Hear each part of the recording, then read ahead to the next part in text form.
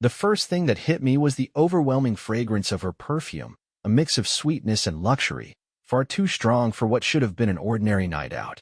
A moment later, the sharp click of her heels echoed through the stillness of the living room as she walked with an air of certainty toward the front door. She paused at the hallway mirror, tilting her head slightly, as if she were admiring some kind of masterpiece. Then, with a glance over her shoulder, she shot me a sly smile. "I'm going on a date," she declared. "Try not to get too jealous." For a few seconds, I couldn't breathe. My gaze locked onto hers, searching for any sign that this was some sick joke. But there was nothing, no laughter, no hesitation, only a cold, unshakable confidence. She truly thought this was normal, something I should just accept. An icy weight settled in my chest, holding me in place. I'd spent 7 years of my life with this woman, gave her everything I had, made sacrifices, built a future side by side. And now, in the blink of an eye, it all seemed pointless. She reached for the doorknob, clearly expecting no reaction from me. That's when I finally found my voice. "Wait." She froze, but didn't even bother to turn around. The air between us grew thick, oppressive. My mind was racing, trying to process what she had just said. "You're joking," I managed, though my voice was far weaker than I intended. Slowly, she turned her head just enough to glance at me over her shoulder. Why would I be joking? And in that moment, it hit me, like a brutal wave crashing against the shore. She wasn't pretending. Every word she spoke was real. The woman I had trusted with my heart, the one who had once stood by me through all of life's toughest moments, had just casually informed me that she was seeing someone else. And she didn't care. But I wasn't irrelevant, and I wasn't going to let her leave with that impression. My heart didn't race with anger or desperation. Instead, there was a strange, sharp clarity, like a sudden, brutal awakening. I saw everything for what it really was. "Go ahead," I said, my voice steady. "But when you come back, don't bother using your key." For a fleeting moment, I saw it, the smallest flicker of doubt in her eyes. That smirk of hers, so certain just a second ago, faltered. In that brief hesitation, I understood something crucial. This wasn't the end. Not by a long shot. The silence between us grew thick, suffocating. She had expected me to explode, to beg, to fall apart. But instead, I remained calm, offering nothing more than those same quiet, deliberate words. "Go ahead. But when you come back, don't bother using your key." She blinked, the smirk slipping, a mixture of confusion and surprise on her face. "Excuse me," she scoffed, shifting her weight to one side as though she'd just heard something utterly ridiculous. I leaned back into the armrest of the couch, keeping my expression neutral. But inside everything was unraveling. And what replaced my anger wasn't sadness, it was finality. A cold, undeniable sense that something was over. She tilted her head, trying to gauge me, her confidence beginning to crack under the weight of whatever was happening between us. "You can't be serious." I exhaled slowly and stood up, meeting her gaze without flinching. "You expect me to just sit here while my wife goes out on a date with another man and act like everything's fine?" My voice was quiet, but there was no mistaking the force behind every word. "Whatever you think of me, you can forget it," I said firmly. "That's not who I am." She crossed her arms, but her eyes betrayed her. There was a flicker of uncertainty beneath the surface. She had been sure I'd break down, beg, or yell. But I wasn't giving her the reaction she had been waiting for. "Not tonight." "Look, I didn't mean it like that," she said, rolling her eyes dismissively. "You're seriously overreacting." "Overreacting?" I let out a dry, empty laugh, shaking my head in disbelief. "You just told your husband you're going out on a date, and now you want me to, what?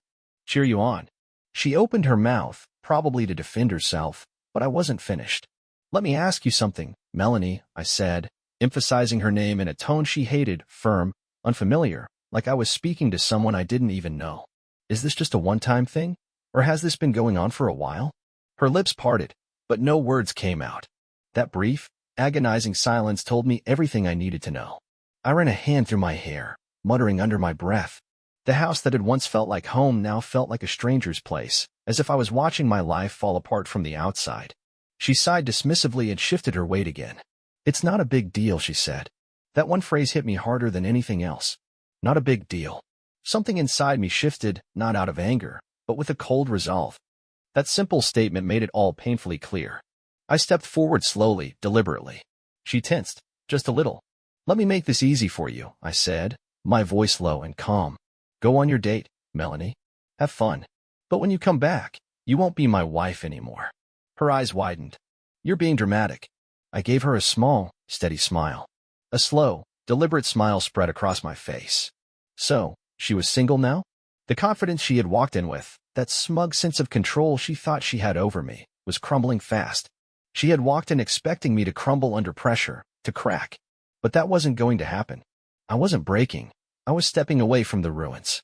Her fingers tightened around the strap of her purse, and for the briefest moment, something flashed across her eyes. It wasn't fear of me, it was the terror of losing control. That was when everything clicked. She had never imagined that I might choose myself over her. I took a step back and folded my arms. You should go. Your date is waiting. She stayed frozen, her hesitation speaking louder than any words could. She didn't leave. She stood there, clutching her purse strap so tightly her knuckles went white. Just moments ago, she had walked in with poise, announcing her plans with pride. Now, she looked like the ground beneath her was crumbling. I didn't need to say anything else. The weight of my earlier words hung between us, settling with quiet finality. Go on your date, I had said. But when you come back, you won't be my wife anymore. I could almost see her thoughts tumbling over one another, scrambling to hold onto something, anything, that might stabilize her. She had expected me to lash out, to argue, maybe even beg her to stay. But instead, she was left watching as the walls of her own arrogance crumbled. A sharp exhale escaped her lips, followed by a hollow laugh. You're being ridiculous, she said, trying to regain some semblance of control. I remained silent. Her eyes searched mine, looking for any sign of doubt, any crack in my composure, but I didn't give her anything. I watched her shift her stance, the once solid confidence she had now wavering. Then, like someone holding a losing hand, she lifted her chin and smirked again. You're bluffing, she said. Her words hit me like a stone sinking in deep water, the weight of them settling heavy in my chest. I had offered her an out, an opportunity for her to realize what her actions really meant. But instead of taking it, she dug her heels in. And that's when I understood something crucial. She had never believed I would actually walk away. A quiet breath escaped me as I stepped closer. She didn't flinch. Go. One word. It was firm, clear. A command, not a plea. The smirk vanished. You're serious? She asked, uncertainty creeping into her voice. I nodded. Completely. Her throat moved as she swallowed, and for the first time, I saw her mask crack. Behind it was hesitation, the kind of doubt I hadn't expected from her. She had always assumed I'd wait around, that I'd be the safety net she could fall back on once her fun was over. But now that net had been cut, and the reality was sinking in, her fingers twitched around the strap of her purse. You're really going to throw everything away over one date? She asked, her voice softer than before. I exhaled slowly, keeping my tone calm and even. No, Melanie. I'm not throwing anything away. That happened the moment you decided this was okay. She blinked and turned her head, unwilling to meet my gaze. Her confidence was almost completely gone, and the silence between us stretched on, thick and uncomfortable. Then, just as quickly as it had broken, she shifted again. She straightened her back, lifted her chin defiantly, and scoffed. Fine. She spun around and marched toward the door. I didn't move to stop her. I didn't shout after her. I didn't beg. I simply stood there, watching.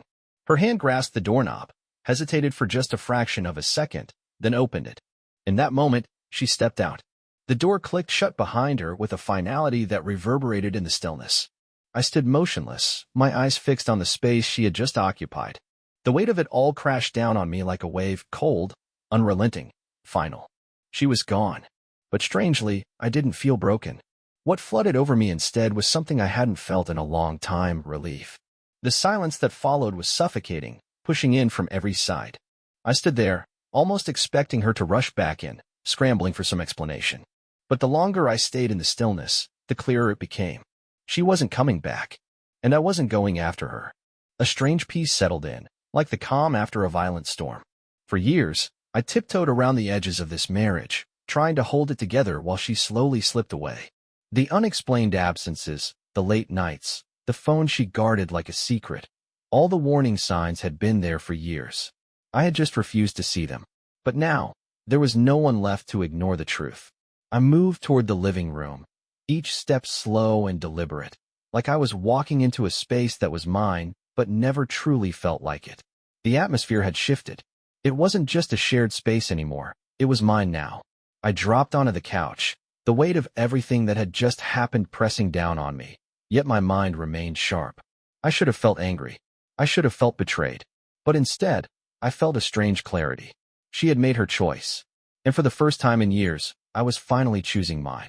My gaze drifted to the bookshelf, where a framed wedding photo sat. It was a picture of the two of us, smiling, her hand resting over my chest.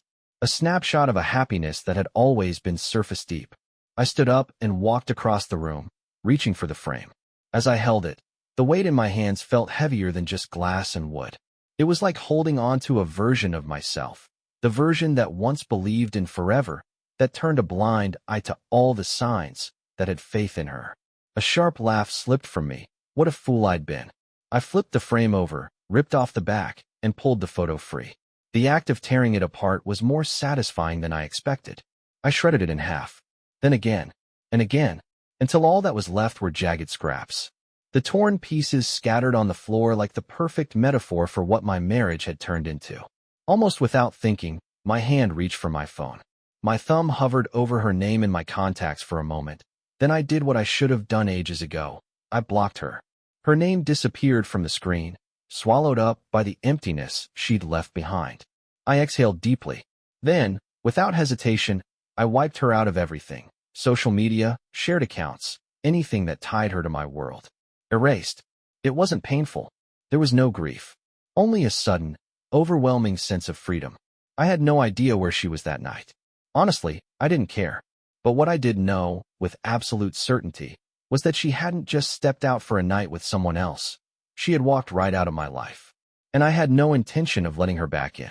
The night passed quietly, in a way that felt strange. But the stillness wasn't uncomfortable. For the first time in years, being alone in my house didn't feel like suffocation. It felt like release. The constant tension, that invisible weight hanging in the air, had evaporated. Like someone had finally opened a window, letting it all escape. I didn't turn on the TV. I didn't pour myself a drink. I just sat there, letting the silence surround me, letting everything sink in. I should have been falling apart. I should have been pacing, torn apart by thoughts of where I went wrong. But I wasn't. I had nothing left to question. I was done. I glanced at the clock. 10:43 p.m. out there. She was probably with him, laughing, smiling, touching him the way she used to touch me. The man I used to be would have been shattered by that thought. He would have lost sleep, consumed with images in his head. But the man sitting in this room tonight, he didn't care anymore. Because she was no longer my problem. The sudden buzz of my phone snapped me out of the silence. I picked it up, frowning at the unknown number. I almost let it ring, but something inside me told me to answer. "Hello," I said. There was a brief pause, then a voice I didn't recognize. "Hey, is this Donald?" My grip tightened around the phone. "Who is this?" The voice sounded uncomfortable, almost awkward.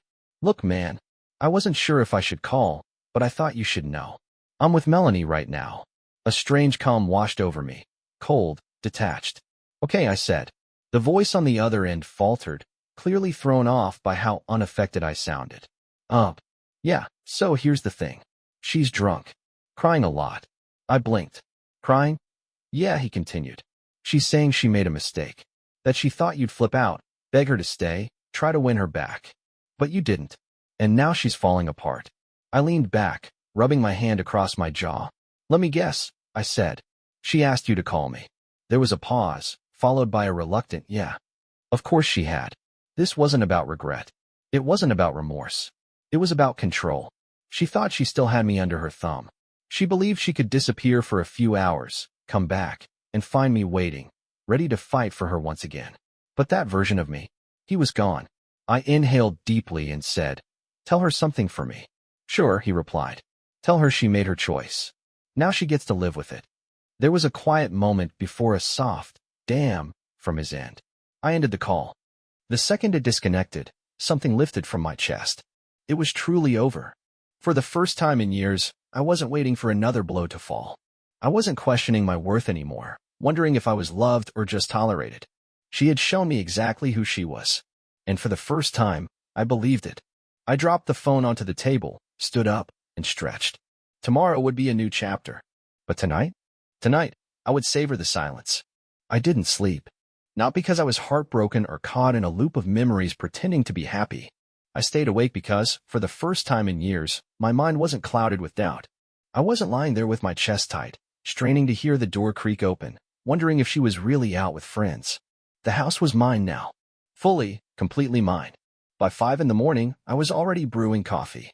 Not because I had to get up early, but because I felt awake, fully awake. It was as if a weight I hadn't even realized I was carrying had finally slipped off my shoulders.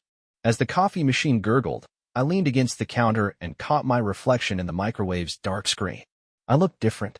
Or maybe, for the first time in a long time, I was seeing myself clearly. I had spent years being the dependable husband, the one who forgave, who justified, who ignored all the red flags because I believed in love, in commitment, in her. And last night, she had left without a second thought. When she finally understood that I wasn't waiting around for her, panic set in. Her whole sense of control shattered. Her reality had always depended on the belief that no matter what she did, I would always be there, faithful, loyal, hers. But that era had ended. The coffee maker beeped, pulling me from my thoughts. I poured myself a cup and made my way to the living room, settling on the couch. The house felt empty, but not in a sad, lonely way. More like a space that had finally been unsealed, purged of all the years of tension, silence, and frustration. Then came the knock at the door. I didn't move at first. I just stared at the door, my grip tightening around the warm mug. I already knew who was on the other side. Another knock, this one more insistent. With a resigned sigh, I set the cup down and stood. There was no point in delaying. I walked over and opened the door. Melanie stood there, disheveled and worn down. Her makeup was smeared, and her usually flawless hair was tangled and messy. The scent of alcohol clung to her, mingled with something else, guilt. Her eyes were puffy and red from crying. She hadn't even stopped at home. She had come directly to me. "Donald," she began, her voice barely above a whisper, fragile in a way I'd never heard before. "Can we talk?" I leaned against the doorframe, folding my arms across my chest. "Talk about what, exactly?" She hesitated, clearly unsure of how to start. "About what happened last night." I stayed silent, watching her carefully. She swallowed, took a shaky breath, and finally spoke. "Hi. I made a mistake." I raised an eyebrow. "Is that so?" She let out a quick breath and avoided my gaze. "You don't understand, Donald. I never meant for it to go this far." A bitter, joyless laugh slipped from me. "What didn't you mean to do? Tell your husband you were going out with someone else? Embarrass me in front of everyone in our home? Or was it realizing that I wasn't going to beg you to stay this time?" Her mouth opened slightly, but no words came out. There was nothing she could say, and we both knew it. She had crossed a line that couldn't be undone. The silence stretched on thick, unbearable. For her, at least. For years, she had used her words like tools, manipulating me into thinking I was at fault. She always managed to talk me into forgiving her, into staying. But not this time. Eventually, she spoke again. "I wasn't thinking clearly, Donald. I don't know. I thought you would fight for me. That was it." Something inside me shifted, not anger, but something much clearer. I laughed again, this time, genuinely. Deeply. Melanie's expression changed as she frowned, confused. "Why are you laughing?" I shook my head slowly, the irony now glaring. "You thought I'd fight for you?" I repeated, still amazed. "Melanie, I've been fighting for you since the day I said, I do. And all this time, all you've done is push me further away. So no, you don't get to be surprised now that I've finally let go." Her face crumpled. She had nothing to say in response, because deep down, she knew every word was true. I stood up straighter, letting my arms fall to my sides. "Look, Melanie, you asked for space, and now you've got it. You wanted a new beginning? Well, congratulations." I paused, letting the words sink in. "You're getting one. Just not with me." Her eyes widened, panic flooding her features. "Oh, and please." "Wait, no," I interrupted, my voice steady and unyielding. "You don't get to do this. You don't get to walk out one night and then show up the next day, expecting everything to be fine again. You chose your path. Now you have to live with it." She took a step toward me, reaching out for my hand. "Please, I know I messed up. I don't want to lose you." I took a slow step back. Her hand froze midair, then curled into a fist before dropping. I shook my head gently. "You already did." And with that, I closed the door. This time, I made sure to lock it. I stood there, breathing deeply. But it wasn't pain that filled my chest, it was relief. Turning away, I made my way back to the living room and picked up my now cold coffee. It didn't matter. I took a sip anyway, letting the bitterness ground me in the moment. For the first time in what felt like forever, I felt unburdened. The silence that followed felt different now, heavier, but not suffocating. It was a closing chapter, not an open wound. I could still feel her presence just outside, pacing, probably unsure of what to do next. A part of me expected her to knock again, to demand attention, to plead for another chance. But she didn't. She waited. Then, finally, I heard her footsteps slowly fading down the front steps. Just like that, she was gone. I released a long, controlled breath, my hand lingering on the door handle a moment longer before I let go. I didn't know what I was supposed to feel, but what I didn't feel was hesitation. No guilt. No wondering if I'd made the right choice. Just a steady, overwhelming wave of peace. I walked back into the living room and sank into the couch again. The coffee had gone stone cold, but I welcomed the sharp taste. There was no pretending anymore. Nothing to fix. No more endless arguments or exhausting talks about whether our relationship even had a future. Because, frankly, it didn't. And for the first time, that truth didn't hurt. The weight of the past 7 years was falling away from me, piece by piece. The silence in the house wasn't haunting, it was liberating. The absence of her perfume didn't feel like a loss. It felt like a cleansing. Losing her, oddly enough, had helped me find myself again. Still, something lingered in my thoughts. It wasn't about her anymore. It was about me. How had I let things spiral this far? I set my mug down and rubbed my face, feeling the weight of everything pressing in. It wasn't just about what had happened the night before or her walking out. No, it went much deeper than that. It was all those small moments that chipped away at what we once had. The subtle betrayals, the indifferent glances, the way she gradually reshaped our marriage into something I no longer recognized. My mind drifted back to when we first met. She had been magnetic, full of life and charm, effortlessly drawing people in without even trying. Back then, I truly believed I was lucky to be with her. Like I had stumbled into something I didn't deserve. And maybe that belief had been the root of the problem. I spent every moment of our relationship trying to prove I was worthy of her. Always striving to be the ideal husband, the dependable provider, the man who got everything right, just so she wouldn't wake up one day and realize I didn't measure up. In doing so, I handed over all control. I let her dictate the rules of our marriage. I allowed her to take my presence for granted and convinced myself that love meant enduring disrespect. I took a deep breath, held it, and released it slowly. That chapter was over. There was no rewriting history, no pretending those years hadn't been spent on someone who never truly appreciated me. But the future? That was mine now. I wasn't going to mold myself into the person she needed anymore. I wouldn't bend. I wouldn't settle. Without a second thought, I grabbed my phone and began clearing everything out. Old messages? Gone. Photos? Deleted. The playlist we had shared on Spotify? I unfollowed it. Even changed my Netflix password. Let her figure it out on someone else's account. It might have seemed small, maybe even petty, but it gave me a sense of closure. Like I was finally cutting the last fragile tie to a life I had outgrown. I stood up, stretched my limbs, and rolled my shoulders. Today was going to be different. It was the start of something entirely new. I didn't know what the future held, but for the first time in ages, I felt eager to find out. The next morning had a completely different vibe to it. Sunlight streamed through the blinds, and a cool breeze drifted in through the open window. There was no familiar weight pressing on my chest, no anxiety twisting in my stomach. No wondering what kind of mood she'd be in. No waiting for messages that never came. Just calm. I sat up, stretching, as a quiet breath escaped me. This was what freedom felt like. The hardest part hadn't been the night before. It was now. This was the moment when everything became real, the moment the first steps towards something new finally began. But I wasn't afraid anymore. I made myself a cup of coffee and sat by the kitchen window, watching the early morning traffic move along. A quiet contentment settled inside me. Melanie might have walked out thinking she'd left me broken, but she was wrong. I wasn't shattered. I wasn't lost. I was finally better off. My phone buzzed. I looked down and sighed. Melanie. She hadn't reached out since the night before, but I'd expected this. She was never one to let go easily. The message was simple. We need to talk. I stared at it, letting the silence linger before typing back. There's nothing left to talk about. Without hesitation, I blocked her number. And with that, it was done.